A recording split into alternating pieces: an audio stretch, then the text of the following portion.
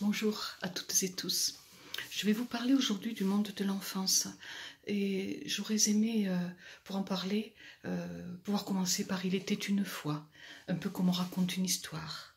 Mais la vie des milliers d'enfants est loin de ressembler à un conte de fées. Comme dans les contes de fées, pourtant, on y retrouve des enfants abandonnés par leurs parents, des enfants qui doivent se débrouiller pour survivre, des enfants qui errent en essayant de trouver des personnes secourables, des enfants prisonniers, des enfants maltraités, des enfants qui s'approchent sans méfiance des grands et qui ne voient pas l'ogre qui est devant eux. Oui, la vie de la plupart des enfants est loin de ressembler à un conte de fées. Nous voyons chaque jour des images, des photos, visions atroces d'une enfance bafouée. Nous savons et regardons sans rien faire, en compatissant certes, en criant, en pleurant, mais quoi? Qu'espérons-nous? Que nos larmes vont éteindre ce feu de haine et d'horreur? Qu'attendons-nous? Un miracle, comme dans les contes de fées? Regardons autour de nous, aucun changement, aucune surprise, aucun miracle. Pourtant, il n'est pas nécessaire de traverser des mers et des continents. La souffrance d'un enfant peut se trouver dans notre quartier, dans notre rue, sur notre palier. L'enfance malmenée, ce n'est pas seulement ces atrocités que nous dispense l'information. L'enfance malmenée, c'est aussi la démission des parents, des grands-parents, en fait, l'explosion du noyau familial. L'enfance malmenée, c'est aussi le pouvoir tout-puissant de l'adulte sur l'enfant, du plus fort sur le plus faible, de cet adulte qui croit avoir des droits sur l'enfant alors qu'il n'a que des devoirs. Selon les sources de l'UNICEF, plus de 200 millions d'enfants sont contraints aux travaux forcés de par le monde. Ils travaillent 10, 12 heures, parfois 18 heures d'affilée, sans pause, autre qu'une misérable pitance à même leur lieu de travail. Ils évoluent dans des conditions dangereuses, nuisibles à leur santé, croulant sous les charges d'adultes. Il est impossible de donner un chiffre exact à ce qui concerne les enfants des rues. En tout cas, on peut parler de millions, voire de dizaines de millions d'enfants abandonnés, jetés très tôt et sans ménagement dans un monde violent et corrompu. Ils sont alors à la merci de toutes sortes d'exploitations, de la drogue, de la prostitution, du crime. Les raisons sont nombreuses qui peuvent expliquer la présence de ces enfants dans les rues. L'explosion démographique de par le monde, le chômage, l'hypertrophie des villes, la dislocation des familles affamées parfois, mais aussi le pouvoir de l'argent, le vice des adultes, qui paient pour abuser, je dirais plutôt qui paient pour violer des enfants. Tout n'est pas dû à la fatalité, loin de là, et les plus grandes atrocités sont dues, à mon sens, à l'imagination de l'homme. Tiens, parlons de l'homme avec un grand H, de l'humain, je veux parler de l'humain, justement, et de l'une de ses inventions, la guerre. Cette peste infernale. Savons-nous qu'au moins 200 000 enfants de par le monde accomplissent un service militaire avant l'âge de 15 ans? Savez-vous qu'ils sont envoyés en première ligne? Savez-vous qu'ils sont chargés des missions les plus périlleuses, traverser un champ de mines, afin d'ouvrir le passage, placer des charges sous les tanks, etc. Certains s'engagent volontairement, car cela leur permet de gagner leur pain quotidien. Mais beaucoup sont enrôlés de force. Ces petits soldats, garçons et filles, et tous ces enfants se trouvent au milieu des conflits. Tous subissent l'enfer et l'horreur de la guerre, cette affaire de grands dans laquelle ils n'ont rien à voir. La délinquance due à l'abandon ou à la pauvreté entraîne des milliers d'enfants dans des maisons de correction dites de centres de jeunesse par les autorités du sud-est asiatique, par exemple. Dans ces prisons, les enfants sont entassés les uns sur les autres. Brutalité, humiliation, brimade, violence sexuelle sont leur lot quotidien. Inutile évidemment de parler de la nourriture, des soins ou d'une quelconque protection. La plupart de ces enfants sont là parce qu'ils étaient dans la rue. La faim et le désœuvrement se sont chargés d'en faire des voleurs de pommes, des revendeurs de drogue ou tout simplement des encas appétissants pour des adultes de passage. Certains sont là pour des raisons politiques, comme si à 5 ans on savait ce que signifie ce mot. D'autres sont condamnés à mort. Pourquoi? Ils n'en savent rien. Ils mourront sans savoir, mais après avoir subi des tortures, des passages à tabac, des sévices sexuels et beaucoup d'autres raffinements dus à l'imagination sadique de certains adultes. Pouvez-vous imaginer un homme, une femme en train de torturer un enfant? Moi, c'est une chose qui me dépasse. Vraiment, je ne peux ni concevoir, ni l'accepter. Un adulte en train de torturer ou de violer un enfant. Et je sais que ça existe. Quand je pense à ça, j'ai quelquefois honte d'être un être humain. Parmi tous ces enfants, je n'allais pas oublier tous ceux qui meurent encore de ces fléaux que l'on nomme polio, tétanos, rougeole, maladies diverses. Fléaux qui ont presque disparu de nos pays, mais qui tuent chaque semaine près de 50 000 enfants de par le monde. Certains survivent bien sûr, mais ils seront irrémédiablement marqués par la malnutrition et la maladie. Triste constat de ce qui se passe sur notre belle planète bleue. Les exemples de la folie des hommes en ce qui concerne l'enfance sont nombreux.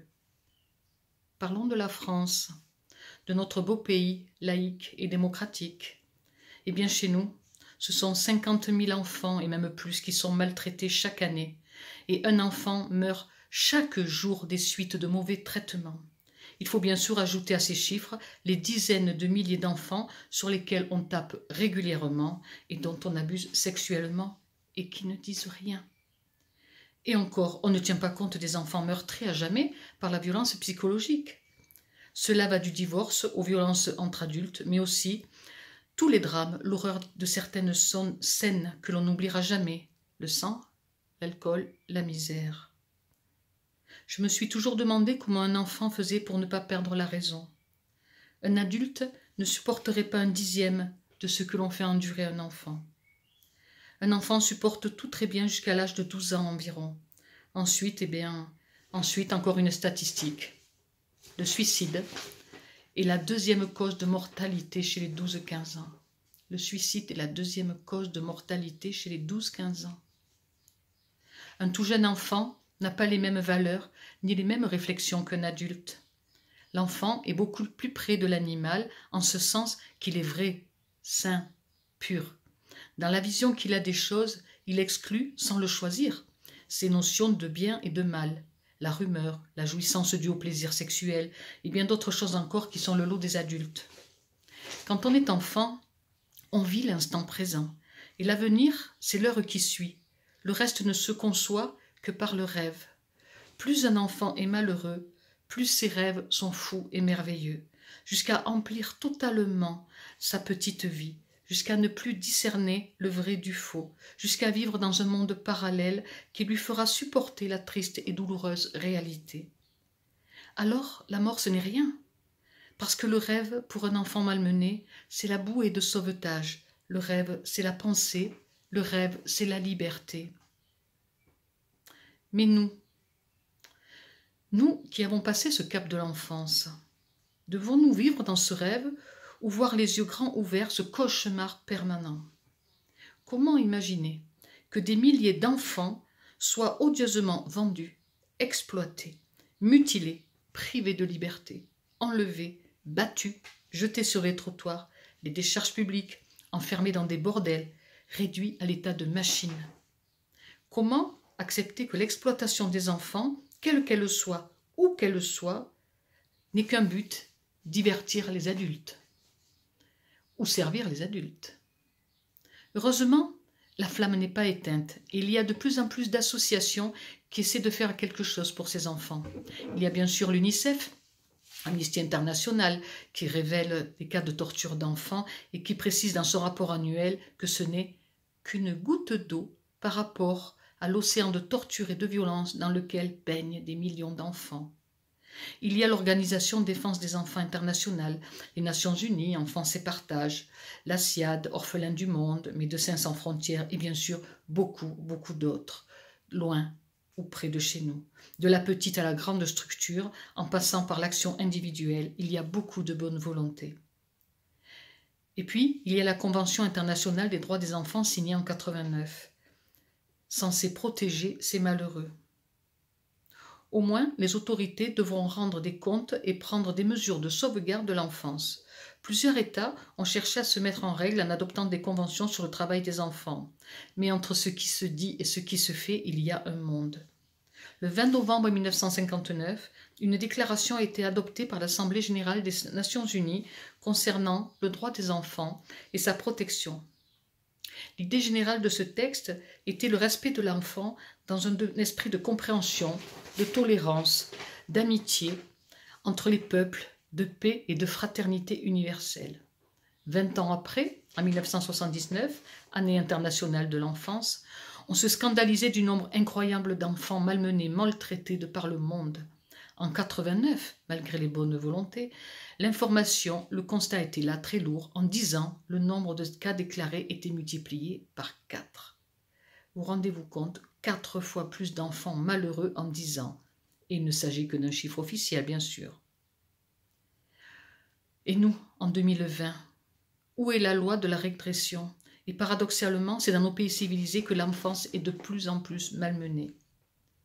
Bien sûr, on peut encore répondre crise économique mondiale, chômage, misère, famine, guerre, et relancer le débat.